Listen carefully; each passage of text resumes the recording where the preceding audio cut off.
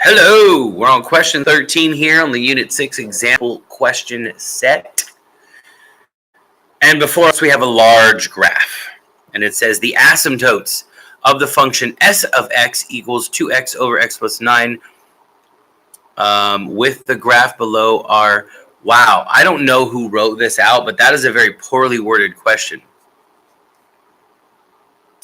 The asymptotes of the function blah, blah, blah, blah, blah.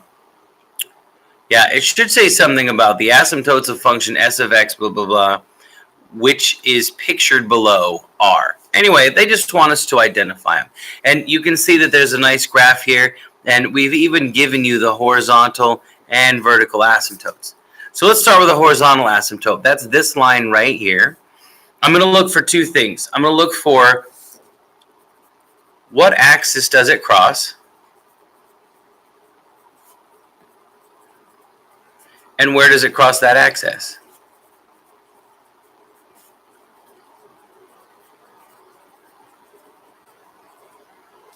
And I just realized you can't see what I'm writing. Haha, that's what I'm writing. Now you know. So let's start with the horizontal asymptote. It looks like it crosses the y-axis here. So I'm going to use that. That's the first thing I'm going to use. That tells me that this is going to be a y equals situation. Now, a lot of times when I say that, my students are like, wait, what? That doesn't make any sense, Kingsbury. The y-axis is a vertical line. You're correct. The y-axis is a vertical line. The thing is, when you have a horizontal line, if you look at all the points on here, you will note that they will all have the same y value. And in fact, that y value is what's going to go here. So it happens to go through, so this is my second question, where does it cross the y-axis? At 2. So it's going to be y equals 2 is the equation for the horizontal asymptote. And as I was explaining, every point on here ends in 2. This is 1, 2, 2, 2, 3, 2, 4, 2, 5, 2. This is 10, 2, 15, 2, 22, negative 10, 2. Every single point on here has a y value of 2. So since every single one of those x values goes to the same y value, that's how we say that in math, we simply describe it by saying y is always 2. Now, this other one, the vertical one, is going to have something similar. So I'm looking at the vertical one, and it goes through the x-axis. So I'm going to put this as x equals, and it goes through the x-axis at 9.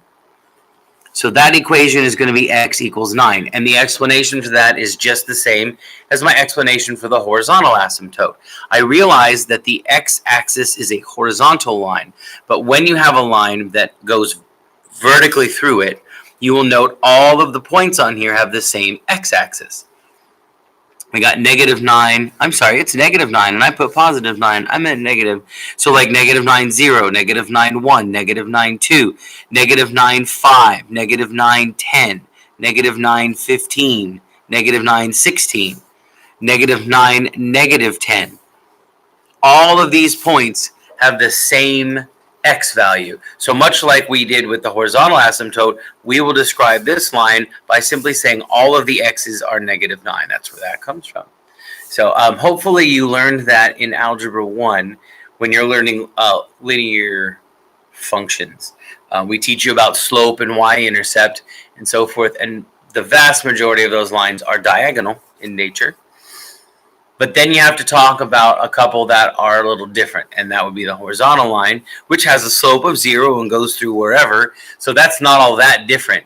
Usually you can teach that and say it just has a slope of 0, and 0 times x is 0, and so it disappears.